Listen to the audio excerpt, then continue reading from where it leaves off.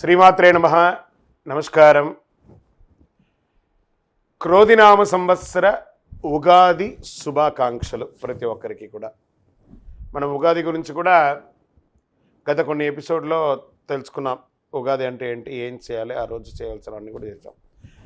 ఈ సంవత్సరం, ఈ క్రోధినామ సంవత్సరం ద్వాదశ రాశి ఫలితాలన్నీ కూడా మనం తెలుసుకోబోతున్నాం. ఈసారి మనం చెప్పబోయే రాశి ఫలితాలు ఒక సంవత్సర కాలానికి ఎలా ఉంటుందో, ప్రతి రాశికి ఏ సబ్జెక్ట్ వాళ్ళకి ఆ సబ్జెక్ట్ వైజ్గా చెప్పుకుంటూ వచ్చామన్నమాట. కాస్త ఓపికతో వినండి. 1 ఇయర్ది కాబట్టి కొంచెం ఓపికగా శ్రద్ధాభక్తులతో వినండి, స్కిప్ చేయకండి.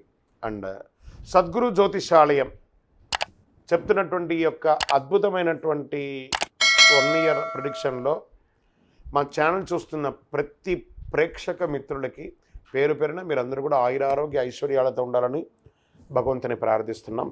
జాతకం ఎందుకు ఈ జాతకం తెలుసుకోవాలి? గోచార గ్రహస్థితులు అన్నింటిని దృష్టిలో పెట్టుకొని, అన్ని వర్గాల వారిని దృష్టిలో పెట్టుకొని మేము జాతకం చెప్పడం జరుగుతుంది. జాతకం పడుతున్న వర్షానికి గొడుగే కానీ జాతకం జీవితం కాదు. నేను ప్రతి నెల కూడా చెప్తుంటాను. ఇప్పుడు యొక్క సంవత్సర జాతకం కూడా చెప్తున్నాను. జాతకం ఎంత నమ్మాలో అంత నమ్మండి. మీ యొక్క వ్యక్తిగతమైనటువంటి జీవితంలో మీరు చేస్తున్న వృత్తిని గట్టిగా నమ్మండి. మీ యొక్క కులదైవాన్ని నమ్మండి. తప్పకుండా మీరు బాగా ఉంటారు. జ్యోతిషాస్త్రరీత్యా ద్వాదశ రాశుల్లో 3వ రాశి అయినటువంటి మిథున రాశి మిత్రులారా, మీరు మృగశిరా నక్షత్రం 3-4 పాదములు, ఆరుద్ర నక్షత్రం 1, 2, 3, 4 పాదములు, పునర్వసు నక్షత్రం 1, 2, 3 పాదాలకి జన్మించిన మీరు మిథున రాశి వారిగా పరిగణించబడుతున్నారు. ఈ క్రోధినామ సంవత్సరం ఈ మిథున రాశి వారికి ఎలా ఉండబోతుందంటే, ఆదాయం 5, వ్యయం 5, రాజపూజ్యం 3, అవమానం 6గా ఉంది. కొంచెం మిశ్రమంగా ఉందని చెప్పచ్చు. గ్రహ సంచారం మే 1వ తారీఖు నుండి సంవత్సరం అంతా కూడా గురు వ్యయస్థానంలో లోహమూర్తిగా సంచరిస్తున్నారు. అయితే అక్టోబర్ నుండి డిసెంబర్ లోపు వక్రించి మళ్ళీ వ్యయస్థానంలో సంచరిస్తారు కాబట్టి కొంత ఇబ్బంది పెట్టే అవకాశాలు ఉంది. శని భాగ్యస్థానంలో సువర్ణమూర్తిగా సంచరిస్తున్నాడు. రాహుకేతులు ఇద్దరు కూడాను దశమ చతుర్దశ స్థానంలో తామ్రమూర్తిగా సంచరిస్తున్నారు. ఈ సంవత్సరం గ్రహం ఇలా ఉంది. మిథున రాశి వారికి ఈ సంవత్సరం అంతా కూడా ఆదాయ వ్యయం సమానంగా ఉంది. అంటే ఎంత సంపాదిస్తారో అంత ఖర్చు ఉంటుంది. ఈ సంవత్సరం శుభాశుభ ఫలితాలు మిశ్రమంగా ఉన్నాయి. ఎలాంటి వివాదాల జోలికి వెళ్ళకండి, గొడవలు పెట్టుకోకండి, మంచిది కాదు. అన్నదమ్ముల దగ్గర, భార్యాభర్తల మధ్య, సమాజంలో, ఉద్యోగం చేసే చోట, వ్యాపారం చోట, ఈ మెయిన్ ముఖ్యంగా డబ్బుల విషయంలో ఆదాయం పెరుగుతుంది. కొత్త కొత్త వ్యాపారాలు, పెట్టుబడులు వస్తాయి. ఈ సంవత్సరం మీకు డబ్బు విలువ తెలుస్తుంది, ఎలా కష్టపడుతున్నామని తెలుస్తుంది. ఇలా ఉన్నప్పటికీ ఖర్చులు మాత్రం అధికంగానే ఉంటుంది. వ్యాపారులకు చెప్పుకోదగ్గ కాలం అని కూడా చెప్పొచ్చు. వ్యాపార విస్తరణ, expansion of your business, franchise మోడల్లో కానీ, బ్రాంచ్ల మోడల్లో కానీ, లేదా మీ యొక్క ఉత్పత్తులు కూడా చాలా పెరిగే అవకాశాలు ఉన్నాయి. ఇల్లు కట్టడంలో కానీ, వాహనం కొనడంలో కానీ, స్థిరాస్తులు కొనడంలో కానీ ఖర్చు పెరుగుతుంది. దీనికోసం రుణాలు చేసే అవకాశాలు బాగా కనబడుతున్నాయి. అంతర్గత శత్రువులు పెరుగుతున్నాయి. మిత్రుల కంటే శత్రువులు అధికంగా ఉంటారు. భూమి కొనుగోలు విషయంలో, భూమి రిజిస్ట్రేషన్ విషయంలో, భూమికి సంబంధించిన పత్రాలు ఒకసారికి 4 సార్లు చదివి సంతకం పెట్టి కొనండి. భూ వివాదాలు పరిష్కారం అవుతాయి.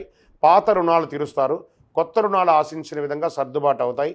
ఆగిపోయిన శుభ కార్యక్రమాలు, ఇంట్లో వివాహ, ఉపనయనాది, గృహప్రవేశ కార్యక్రమాలు పూర్తి చేస్తారు. నూతనంగా వివాహం కోసం ప్రయత్నం చేసే వారికి మంచి అవకాశం ఉంది.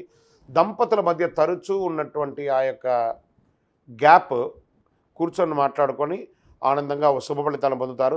సంతానం కోసం ఎదురు చూస్తున్న వారికి ఈ సంవత్సరం సంతాన భాగ్యం ఉంది. సంతానం విదేశాలకు వెళ్ళి చదవాలనుకున్న వారు, లేదా మంచి ఉత్తీర్ణతమైనటువంటి విద్య చేయాలనుకున్న వారికి ఇదొక మంచి విద్యార్థులు, ఈ రాశి యొక్క విద్యార్థులు కూడా మంచి చదువుకునే అవకాశం ఉన్నాయి. ఆహార విషయంలో శ్రద్ధ వహించాలి. బయట ఆహారాలు తినేటప్పుడు చాలా జాగ్రత్తగా ఉండాలి. ఉద్యోగస్తులకి మంచి మంచి అవకాశాలు ప్రైవేట్ ఉద్యోగంలోనూ, గవర్నమెంట్ ఉద్యోగంలోనూ, ఎంఎన్సీలోనూ చాలా అద్భుతంగా ఉన్నాయి. కొత్తగా ఉద్యోగాలు కూడా విదేశాల్లో దొరికే అవకాశాలు ఉన్నాయి. ప్రభుత్వ ఉద్యోగస్తులకైతే పదవి యోగం, ఉపాధ్యాయులకి స్థాన చలనం, విద్యార్థులైతే మంచి మంచి ర్యాంకులు కొడతారు. కోర్టు తగాదాలు, ఆస్తి తగాదాలన్నీ కూడా కొలికి వచ్చే అవకాశాలు కనబడుతున్నాయి. విదేశాలకు సంబంధించి గ్రీన్ కార్డు, సిటిజన్షిప్ కోసం ట్రై చేసే వాళ్ళకి this the right time. Cinema, TV, media రంగం వారికి చాలా అనుకూలంగా ఉంది. ఈ సంవత్సరం కళాకారులకు చాలా మంచి అవకాశాలు ఉన్నాయని చెప్పచ్చు. వ్యవసాయ రంగం వారికి చాలా అనుకూలంగా ఉంది. విశేషమైన లాభం గోచరిస్తుంది. మెడికల్ రంగాల వారికి కూడా చాలా అనుకూలంగా ఉంది. వేడుకలు శుభ కార్యక్రమాల్లో పాల్గొంటారు. వస్తులాభం, వస్త్రలాభం ఉన్నాయి. సొంతంగా ఏదైనా చేయాలనుకుంటే బాగా ఆలోచించి మీ శ్రీమతి దగ్గర లేదా మీ శ్రీవారి దగ్గర సలహా తీసుకొని దిగండి.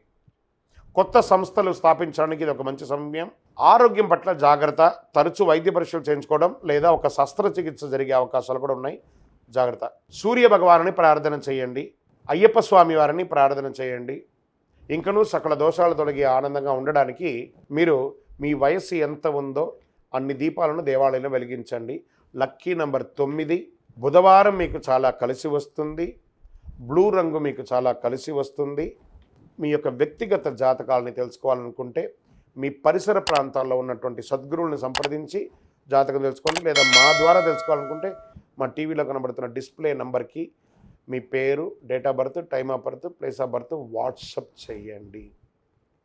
విజయవస్తు.